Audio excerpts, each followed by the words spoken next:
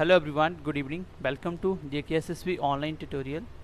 And आज के lecture में हम लोग टॉप 15 MCQs डिस्कस करेंगे नेशनल इनकम के ऊपर। ठीक है, और होपफुली आपको क्लास अच्छी लगेगी। तो चलिए क्वेश्चन को स्टार्ट करते हैं। सबसे पहला क्वेश्चन आपकी स्क्रीन पे देख के होगा। क्वेश्चन क्या बोल रहा है कि national which one of the following factor is not included in GDP। इसमें से कौन सा फैक्टर है जो GDP में इंक्लूड नहीं होता। तो बताइए, मैंने आपको लिखवाए थे सारे कौन कौन सा इंक्लूड होता है, कौन कौन सा नहीं होता। GDP जब निकालते हैं किस चीज़ को इंक्लूड नहीं किया जाता। तो मैंने आपको बताया था ऐसी कोई भी चीज़ जो आपको मेहनत करने के बाद मिलती है उन सब पे उस सब को GDP में इंक्लूड होना होता है। और ये मैं ट्रिक बताया था। और जो मेहनत किए बिना मिल जाती है तो उसके लिए क्या होता है आपका, उसके लिए उसको GDP में इंक्लूड नहीं करते। जैसे यहाँ पे क्या है आपका ओल्ड एज पेंशन। यहाँ पे आंसर क्या होगा, ओल्ड एज पेंशन, क्योंकि ओल्ड एज पेंशन के लिए आप मेहनत नहीं करते हो। अगर यही पे होता आपको गवर्नमेंट से पेंशन मिल रही होती है, आपने कोई नौकरी करके आया तो उस वो GDP में इंक्लूड होगी। क्यों? क्योंकि उसके लिए आपने देश की सेवा करी है, आपने मेहनत करी है पहले नौकरी के लिए, फिर जाके आपको उसकी पेंशन मिल रही है। ठीक है, तो ऐसे आप याद कर सकते हो। तो इसका आंसर क्या होगा, ओल्ड एज पेंशन इंक्लूड नहीं की जाती। चलिए क्वेश्चन नंबर 2 की तरफ बढ़ते हैं गाइज। चलिए गाइज, क्वेश्चन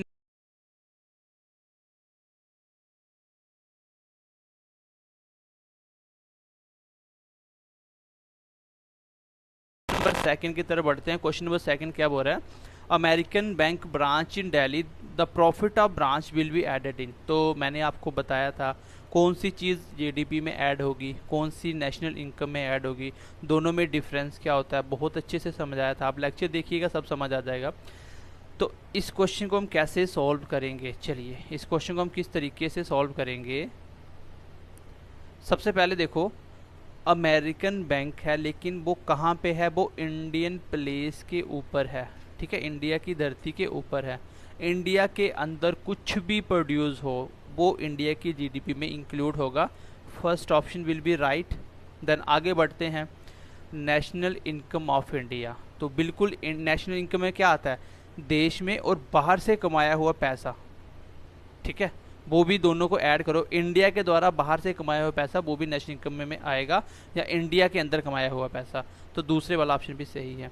क्या GDP ऑफ अमेरिका में आएगा, तो वो अमेरिका के डोमेस्टिक प्रोडक्ट नहीं है, वो इंडिया में बना है। अगर नेशनल इनकम ऑफ अमेरिका आता तो उसमें आंसर सही होता। तो इसका आंसर कौन सा आ गया, बोथ A एंड B इस क्वेश्चन का आंसर होगा। तो चलिए आगे बढ़े। चलिए क्वेश्चन नंबर नेक्स्ट देखिए, क्वेश्चन नंबर 3 की तरफ बढ़ते हैं। क्वेश्चन नंबर 3 क्या बोल रहा है, which one of the following is not a method to find national income. तो मैंने आपको बताया था ना कौन कौन से मेथड होते हैं, 3 मेथड मैंने बताए थे। चलिए सबसे पहला क्वेश्चन क्या है, इनकम या कंजप्शन मेथड। तो बिल्कुल इनकम मेथड होता है, इनकम या कंजप्शन से हम लोग निकाल सकते हैं। ठीक है, पर कैपिटा इनकम जैसे निकालते हो। उसके बाद एक्सपेंडिचर मेथड भी होता है, बिल्कुल सही है, कोई दिक्कत नहीं है।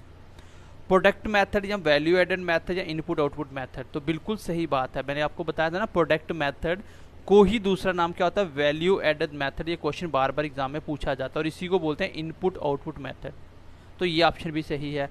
आगे ऑल ऑफ दीज है, तो आंसर क्या आ जाएगा इसका गाइस, इसका आंसर आ जाएगा all of these will be answer of this particular question.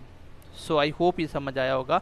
मैंने हर एक चीज़ समझाई हुई है, आप एक बार क्वेश्चन को पहले देखिए, उससे पहले आप अपना जो लेक्चर पढ़े हैं वो देखिए, फिर आप इन क्वेश्चनों को देखिए। ठीक है, क्वेश्चन के थ्रू ही आपकी अच्छी प्रिपरेशन होगी। चलिए क्वेश्चन नंबर 4 आपकी स्क्रीन पे आ चुका है, difference between GDP eight factor cost. मतलब GDP eight factor cost and NDP net domestic product at factor cost, दोनों के बीच में फ़र्क क्या है, दोनों के बीच में फ़र्क क्या है। सबसे पहले देखिए, मैंने इसका तरीका बताया था किस तरीके से इन दोनों के बीच में यहाँ से कैसे बनता है। जो सेम से मैंने बोला उसको काटो, डोमेस्टिक से डोमेस्टिक कट गया, प्रोडक्ट से प्रोडक्ट कट गया, बचा क्या ग्रॉस, बचा क्या ग्रॉस, और यहाँ क्या बच गया नेट। तो बताइए ग्रॉस में से क्या माइनस करिए तो नेट आता है। इन दोनों के बीच का फ़र्क क्या है, या नेट में क्या ऐड करें कि ग्रॉस आता है। तो मैंने आपको बताया था डेप्रिशिएशन, ये इस क्वेश्चन का आंसर होगा। मैंने आपको 3 पॉइंट बताए थे, मैं तीनों आपको एक बार बता देता हूँ यहाँ पे, ताकि जो बच्चे पहले नहीं पढ़े उनको भी ये निकालना आ जाए। ये क्वेश्चन डिफिकल्ट नहीं होते। देखो चलिए तीनों की तीनों नोट कर लो कॉपी पे जिसने नहीं पढ़े। अगर आप ग्रॉस में से डेप्रिशिएशन निकालोगे तो उसको बोलेंगे आगे नेट निकल के आ जाएगा, नेट इनकम या नेट कुछ भी। ऐसे भी हो सकता है कि डेप्रिसिएशन उस साइड जाके नेट प्लस डेप्रिसिएशन ग्रॉस के बराबर आ जाए, तो वो देखना बीच में क्या आ रहा है, डिफरेंस आ रहा है डेप्रिसिएशन का। अगर आप डोमेस्टिक में से क्या निकालते हो, NFIA, मतलब net factor income from abroad, मतलब कि इनकम नेट फैक्टर क्या होता है, जैसे GDP है, डोमेस्टिक में कुछ भी हुआ, पैसा बना, कुछ भी चीज़ें बनी, वो सारी क्या है, डोमेस्टिक है।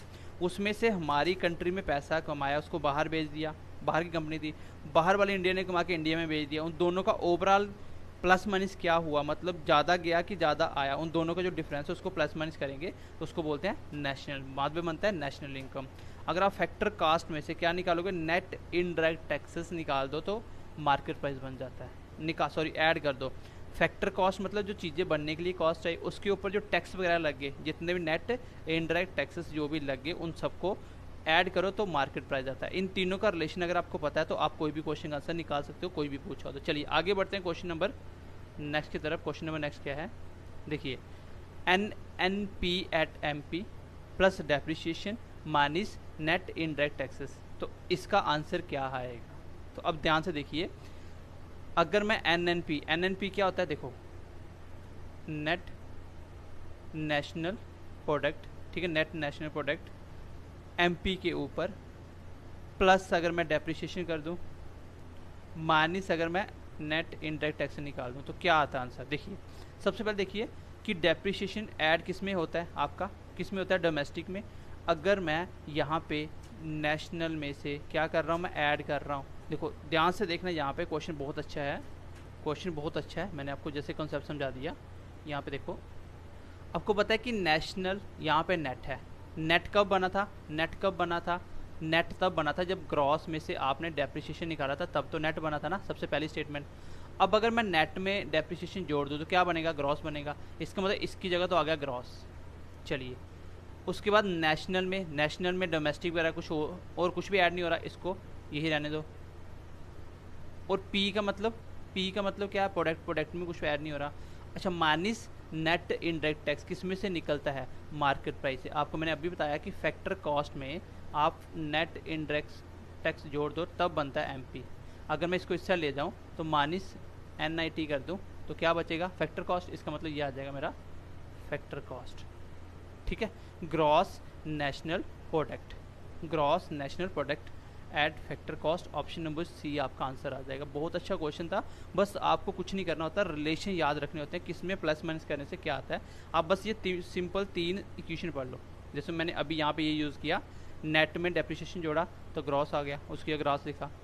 फिर इसके बाद दूसरे का कोई रोल नहीं था, क्योंकि इसमें नेशनल को चेंज होने के लिए ये चाहिए था net factor income from abroad, ये था नहीं, और ये मेरे पास तीसरा था, इसको इससे लिखा था माइनस करके, तो फैक्टर कॉस्ट लिख दिया और मेरा आंसर निकल गया ऑप्शन नंबर। चलिए गाइस क्वेश्चन नंबर 6 देखिए। क्वेश्चन नंबर 6 क्या बोल रहा है, क्वेश्चन नंबर 6 बोल रहा है which of the following statement is true.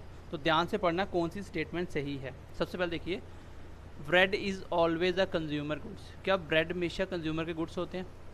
ऐसा ज़रूरी थोड़ी कि ब्रेड हमेशा कंज्यूमर के गुड्स होंगे, ठीक है, ऐसा बिल्कुल ज़रूरी नहीं है कि वो कंज्यूमर के लिए गुड्स होंगे, ऐसा नहीं है, ठीक है, वो प्रोड्यूसर के लिए भी हो सकते हैं। आगे देखिए, all producer goods are not capital goods.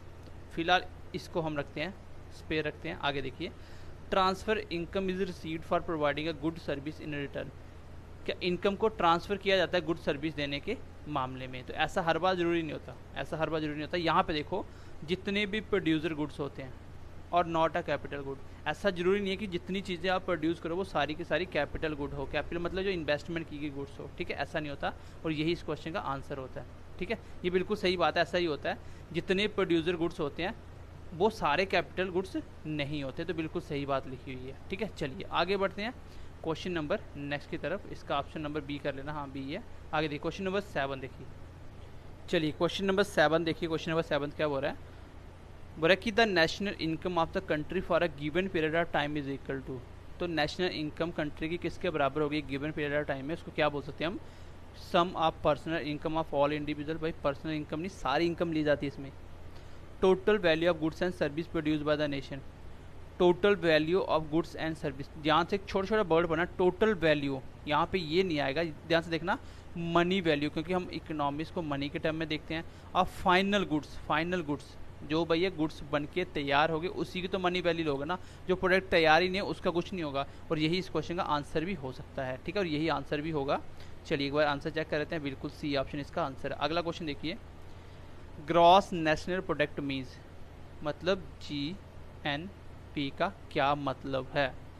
Gross value of raw material, money value of total national product for any given period, gross value of finished good. तो ध्यान से क्वेश्चन को पढ़ना, अभी हमने डिस्कस करा, मैंने क्या बोला ऊपर, मनी वैल्यू के, जहाँ वर्ड लग जाए मनी तो आंसर समझ आना, क्योंकि इकोनॉमिक्स मनी के रिलेटेड होता है, इसकी मनी वैल्यू हो। Money value of total national product, तो नेशनल की बात हो रही है, यही से पता चल जाता है उसकी मनी वैल्यू कितनी है, और बी ऑप्शन इसका आंसर होगा। चलिए आगे बढ़ते हैं, क्वेश्चन नंबर 9 आपकी स्क्रीन पे आ चुका है। चलिए एक बार इसको सेटिंग कर देता हूँ क्वेश्चन की। चलिए क्वेश्चन देखिए, क्वेश्चन क्या बोल रहा है, क्वेश्चन बोल रहा है total what does national income means.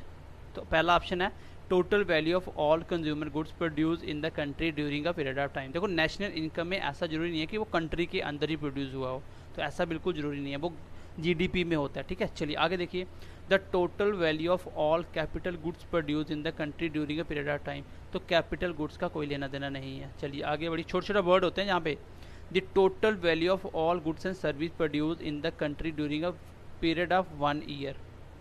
क्या ये सही होगा? एक बार पहला ऑप्शन भी देख लेते हैं, क्या था, the total value of all consumers, the total value of all consumer goods produce in the country during a 1 year. तो बहुत ही अच्छा क्वेश्चन है। तो आंसर कैसे निकालोगे, यहाँ पे देखिए, ये देखिए keyword goods and service produced, देखो गुड्स एंड सर्विस प्रोड्यूस, इसमें सब कुछ आएगा। यहाँ पे क्या था, गुड्स प्रोड्यूस, बस इतना ही क्वेश्चन था, यहाँ पे सर्विस इंक्लूड नहीं की गई थी, और यही इस क्वेश्चन का आंसर भी होगा, ठीक है। चलिए आगे बढ़ते हैं, question number next, per capita income is equal to, per capita income निकालने का तरीका क्या होता है, टोटल इनकम नीचे पॉपुलेशन, तो यही होता है पर कैपिटा इनकम निकालने का। तो यहाँ पे देखो डिवाइड दिख रहा है कुछ, यहाँ डिवाइड नहीं है, तो अगला ऑप्शन जो भी होगा वही आंसर हो जाएगा। चलिए ये देखिए ऑप्शन नंबर डी इसका आंसर हो जाएगा, टोटल नेशनल इनकम जो है और total population of the country, यही इसका आंसर है। तो बस एक छोटे छोटे पॉइंट होते हैं, यहाँ पे आप ऑप्शन को एलिमिनेट कर सकते हो। क्वेश्चन क्या बोल रहा है, which of the following is not a method of measurement of national income. तो अभी पढ़ा हमने, इनकम मेथड पढ़ लिया, एक्सपेंडिचर मेथड पढ़ लिया, वैल्यू एडेड मेथड पढ़ लिया, इसके 2 नाम हो रहा है, वो मुझे कमेंट सेक्शन में बताओगे आप, बिना देखे, जो मैंने पढ़ा दिया उसको बिना देखे। अब इसका आंसर क्या होगा फिर, ए इसका आंसर होगा, ये बिल्कुल भी मेथड इसका। चलिए क्वेश्चन नंबर 12 का आंसर आप मुझे कमेंट सेक्शन में बताओगे, इसका आंसर क्या होगा, ठीक है, मैं ये करवा चुका हूँ। क्वेश्चन नंबर नेक्स्ट 13 की तरफ बढ़ते हैं गाइस। चलिए आगे देखिए, at present how much is India's पर कैपिटा इनकम। तो इंडिया की पर कैपिटा इनकम कितनी है अगर हम करंटली बात करें तो, ठीक है, अभी हम बात करें तो वो 1 लाख प्लस हो चुकी है, ये आपको पता होना चाहिए, ठीक है, वो 1 लाख प्लस जा चुकी है, जिसका आंसर भी यही होगा, 1,35,050, ये इस क्वेश्चन का आंसर है, ठीक है। चलिए आगे बढ़ते हैं, क्वेश्चन नंबर नेक्स्ट देखिए, question number 14, which ministry is responsible for calculating GDP in India. तो इसके लिए आपको एक छोटा सा वर्ड याद रखना होता है, उस वर्ड का आंसर क्या होता है, यहाँ पे ये वर्ड दिख जाए ना, स्टैटिस्टिक, तो ये मैंने बताया भी था सेंटर कैसे कैसे होता है, कौन कौन इसको बनाता है, तो इसका आंसर भी यही होगा, ministry of statistics and programme implementation. तो ये इस क्वेश्चन का आंसर होगा, इस क्वेश्चन को लर्न कर लेना, इंपॉर्टेंट क्वेश्चन है ये, ठीक है। चलिए आगे बढ़ते हैं, लास्ट क्वेश्चन देखिए, क्या बोल रहा है, who among the following Indian economies. देखो क्वेश्चन क्या, बेसिकली मैंने आपको बताया था इंडिया में सबसे पहले GDP किसने कैलकुलेट की थी, तो आंसर था आपका दादा भाई नौरोजी।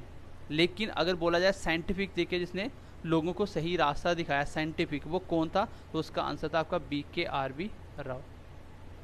ये थे आपके आज की क्लास के टॉप 15 क्वेश्चन। उम्मीद करता हूँ आपको बहुत सारी चीज़ें देखने को मिली होंगी और थोड़ा बहुत अपना जो पढ़ा उसका आइडिया भी मिल गया होगा कि क्वेश्चन में कैसे इंप्लीमेंट करना होता है, ठीक है।